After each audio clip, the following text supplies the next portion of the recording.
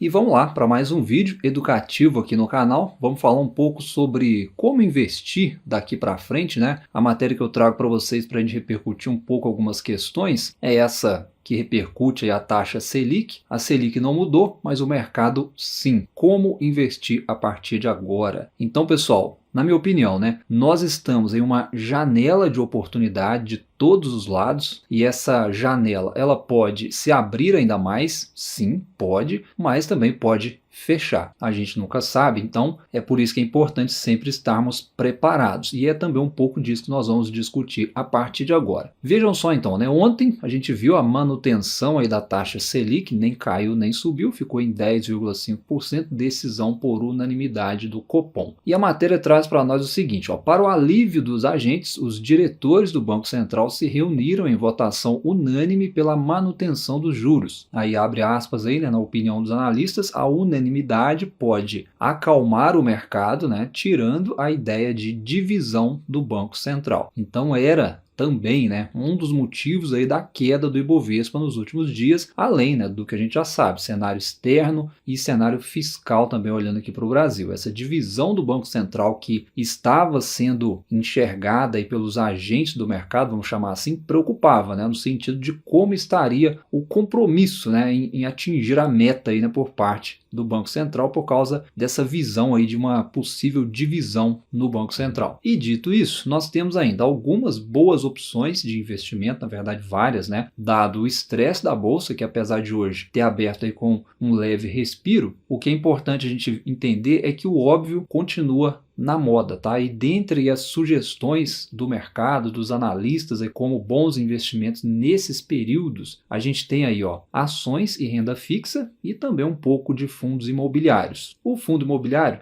eu não invisto, mas eu quero alertar de novo aqui para um erro, tá? Vou deixar isso para o final do vídeo. Se você investe em fundo imobiliário, talvez você está cometendo esse erro. Mas vamos lá, na parte de ações aqui, Bolsa de Valores, né? Os analistas mencionam o seguinte, quem acompanha a bolsa de perto acredita que o mercado acionário pode ter uma virada no segundo semestre e fechar o ano no azul. O mercado monitora dois fatores de risco a longo prazo, que na opinião deles é aumento das projeções de inflação e gastos públicos. Então, de fato, né, as questões em relação à inflação está diretamente ligada aqui à condução da política monetária, né, a taxa Selic. A autonomia do Banco Central em conduzir a política monetária seria o resumo aí essa frase no sentido da inflação. Já os gastos públicos é algo que o mercado ainda vai digerir com mais ênfase, vamos chamar assim, creio que em 2025, 2026. Hoje, 2024, eu acredito que o mercado ainda tem dado o benefício da dúvida, tá? Se não, a bolsa já teria caído muito mais do que isso. E aí nós chegamos na parte de ações. Dentre as ações que os analistas preferem para essa conjuntura estão o Banco do Brasil, né? Tese muito óbvia, e também a Vale e a Suzano. E é um pouco daquilo que a gente sempre fala aqui no canal, né? Que o óbvio não sai de moda. O Banco do Brasil, por mais que esteja dentro do risco fiscal, vamos dizer assim, né? Ou risco de estatal, o mercado já sabe disso, né? E para a tese de carteira previdenciária em 2024, pelo menos, é o óbvio que não vai sair das carteiras, porque o banco, a administração do banco, né, tem sido muito transparente com o mercado em relação à política de dividendos, muito clara, né, já com anúncios aí pré-definidos. Isso é positivo para o investidor, saber que o dividendo vai vir, sem falar a melhora do payout que a gente teve esse ano, né, que é sim atendendo as expectativas do investidor de dividendos, além ainda, né, do guidance, onde o banco já diz aí para o mercado as suas expectativas, né, as suas projeções aí de resultados. Então, sem dúvida, é uma tese aí que vai seguir no radar dos investidores. Já em relação a Vale e Suzano, a tese é dolarização do portfólio, tá? Hoje é muito claro aí, né, nas cotações dessas empresas que elas estão desvalorizadas muito por conta de uma baixa demanda, né, em termos de commodities, é minério e celulose, né, dois insumos básicos aí para a fabricação de diversos produtos, muito necessários na indústria, porém a demanda precisa recuperar. Esse é o ponto. Mas aí veja que os analistas eles citam aí sobre essas empresas o seguinte, ó, o Banco do Brasil aí, né, na opinião deles, é o mais descontado dos grandes bancos, né, distribui bons dividendos e vem ganhando eficiência. O que eles falaram aí resume o que eu falei aqui agora para vocês sobre o banco. Já a Vale e Suzano, eles apontam que tem parte de suas receitas em dólar, e aí abre aspas aí na opinião dos analistas. Se o dólar subir a 6, estamos protegidos. Então aqui tem que ter um cuidado também na interpretação, né? Não quer dizer que o dólar vai bater R$ 6 agora, amanhã, mês que vem. Não, a gente nem sabe disso. Mas a ideia aqui é o quê? Proteção. Se realmente bater os R$ 6, se realmente ultrapassar os R$ 6, se realmente continuar em alta o dólar, enquanto o real está depreciado, né? Porque aí você tem ativos que irão se beneficiar disso. E não só em relação ao dólar, mas também retomada da China, retomada da Europa, né? Onde você vai pegar o minério impulsionado aí pela China e a celulose também impulsionada aí pela China e Europa. Ou seja, são mercados com maiores chances de recuperação, né? Pelo menos à frente do Brasil, imaginando essa tese de proteção contra o Brasil, né? Porque Vale e Suzano é isso, é proteção contra o real. Por isso, der o que der no Brasil,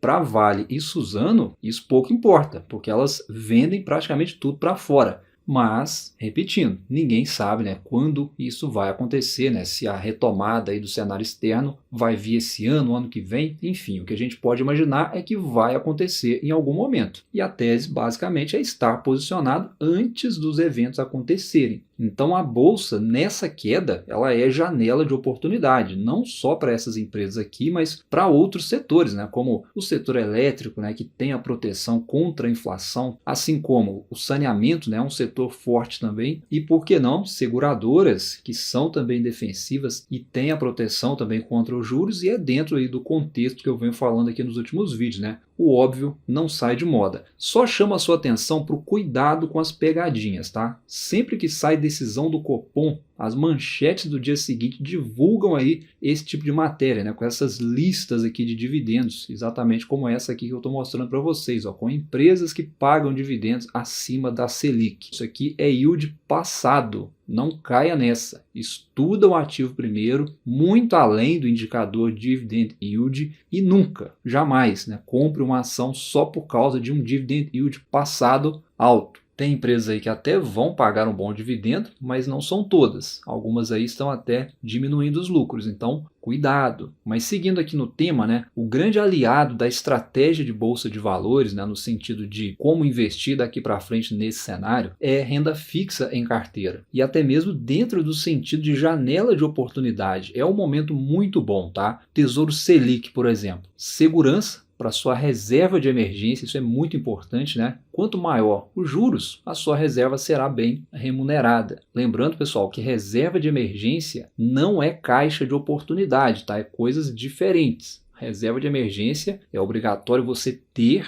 e tenha em um local seguro, garantido para eventualidades, onde se acontecer essa eventualidade, você não vai precisar vender ativos para poder custear esse evento inesperado. Então você precisa ter reserva de emergência obrigatoriamente num local seguro, né, que renda ali pelo menos 100% do CDI. O caixa de oportunidade é parecido, mas ele é justamente para você usar a qualquer momento para comprar ativos, e procure rentabilizar também esse caixa de oportunidade. Como muita gente me pergunta, né, para caixa de oportunidade, atualmente eu tenho usado o Mercado Pago, né, é um exemplo aí que você pode dar uma pesquisada, né, tem remunerado 100% do CDI, não tem pegadinha aqui, tá? Aquele negócio, né, de ter que virar os 30 dias para você poder ser remunerado. Aqui não, é diário, né? Tanto rendimento quanto liquidez, saque imediato para você investir aí, né, no momento que a oportunidade surgir, e até lá você vai rendendo aí mais do que o CDI, por exemplo, tá? E eu já usei também outros bancos aí, né? O Sofisa também é um nome interessante, pode dar uma pesquisada aí. A rentabilidade hoje está até melhor, né, do que o Mercado Pago, hoje está aí 110% do CDI.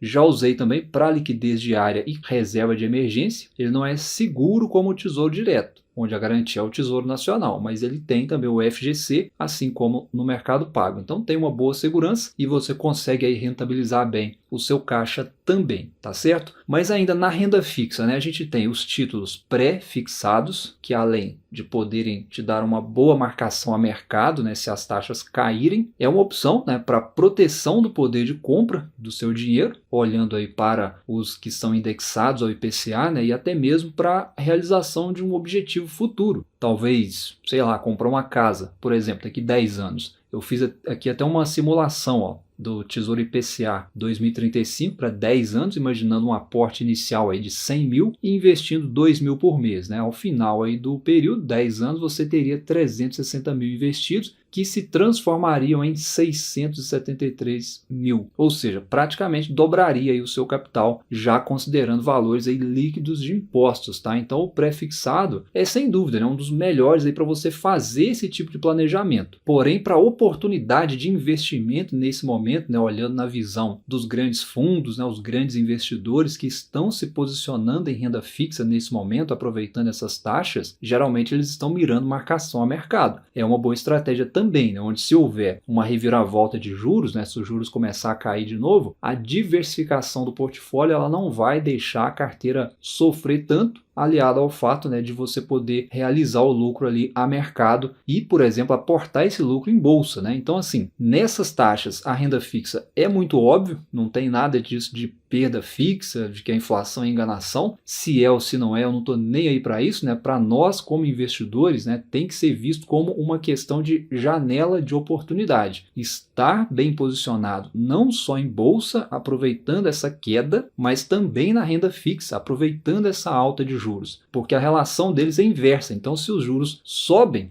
eu travo aqui no pré-fixado e sigo o aporte em bolsa, aproveitando a queda. Normal, não muda. E depois, se os juros caírem, eu posso realizar o lucro a mercado aqui na renda fixa, porque o meu rendimento vai aumentar e posso continuar comprando bolsa. É isso, no longo prazo você pode ir ganhando com os dois, sem problemas. Aqui no site do Investidor 10 também dá para a gente fazer uma simulação, porém, do passado. Aí eu coloquei aqui, né, os mesmos 360 mil que a gente simulou na renda fixa agora há pouco, e aqui eu considerei um investimento no Banco do Brasil, né? Então veja que se lá na renda fixa o nosso dinheiro poderia dobrar em 10 anos à frente, aqui nesse exemplo, né, olhando os últimos 10 anos que já passaram, quem investiu 10 anos atrás, então esses mesmos valores já triplicou o montante, né? Até mais do que isso até. O capital investido aí passou de 1 milhão. Só que é aquele negócio, né? Mais risco, mais retorno. É assim. E não necessariamente isso acontece. Às vezes é mais risco e menos retorno. Porque a gente nunca sabe, né? Como que o país vai estar 5 anos à frente, 10 anos à frente. A gente não sabe como as empresas vão estar. É por isso que eu falo. Tanto bolsa quanto renda fixa são obrigatórias em uma carteira de longo prazo. E dito isso, então, agora só rapidinho aqui passando pelos fundos imobiliários, né, o que eu disse, né, no início do vídeo que eu queria falar aqui mais uma vez, né, sobre o erro do iniciante investindo em fundos imobiliários. Eu já falei sobre isso faz um tempo, só que de lá para cá já chegou muita gente nova aqui no canal, eu vou repetir. Como a gente viu aqui, né, os fundos imobiliários aqui na matéria, eles vão seguir sendo muito recomendados, né, e de fato tem atraído cada vez mais cotistas, né, querendo a renda mensal. Show de bola, muito bom. Só que eu tenho analisado algumas carteiras e posso afirmar para você que 90% ou até mais dos investidores iniciantes que investem em fundos estão girando a carteira. E aí não sabem que tem o imposto de renda de 20% sobre o lucro.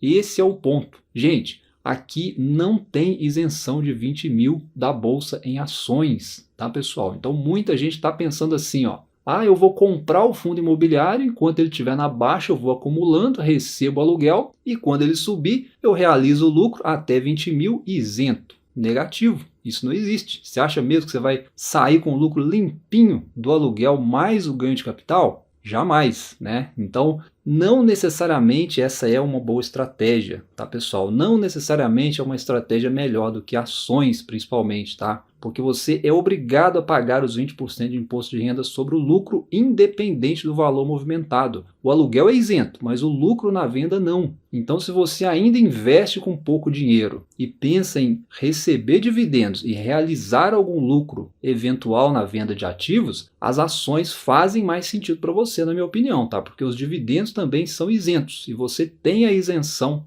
de até 20 mil na venda. Ou seja, nos fundos, eu entendo que você pode estar deixando de ganhar dinheiro se você realmente faz esse movimento que eu citei aqui, achando que está isento. Então, assim, daqui a uns 5 anos, eu acredito que o tanto de gente com CPF bloqueado, né, e que além disso vai ter que pagar juros e multa para a Receita Federal, não vai ser brincadeira, tá? Então, pessoal, os fundos imobiliários, eles são ótimos mecanismos de renda mensal Sim, é fato, mas não é ativo para ficar girando carteira. Não vejo como ativo de crescimento também, tá? E nem vejo interessante aí para iniciantes que investem com pouco. O potencial das ações nesse sentido é muito maior, tá? Aqui já é mais a minha opinião, mas a questão do imposto que eu falei é um fato. Então por hoje é isso. Se você talvez não entendeu alguma coisa do que eu falei aqui, deixa aí nos comentários. O vídeo de hoje foi para trazer alguns comentários aqui baseado nessa decisão do Copom, né, em manter os juros quebrando a sequência de cortes, né? E com isso os juros vão seguir altos, as contas públicas pressionadas, assim como a bolsa também deve seguir pressionada, e com isso a janela de oportunidade que eu mencionei vai seguir aberta. E para quem está preparado, esse é o momento. Um abraço então, bons estudos e até a próxima.